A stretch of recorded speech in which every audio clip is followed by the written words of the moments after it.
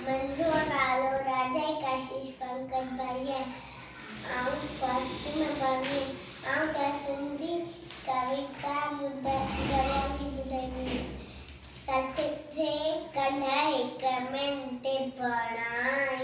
mint सठे मिली कलाक ठाई कलाक 24 ॾींहं ऐं राति वाही घड़ियाली बात ॾींहं 365 साल तन तन तन तन बोले घड़ियाल भूलजी भी तुए न बांधो धन दौलत खां वक्त न मांगो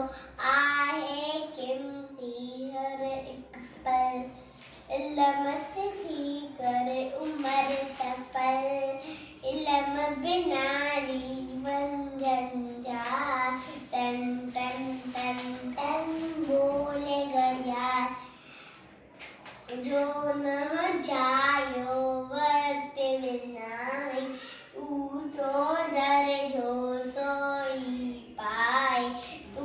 भी वक्त जो कदर समाई वक्त बड़े मुलवारो ज्ञान रहो न रीत सदा खुशहाल टन टन टन टन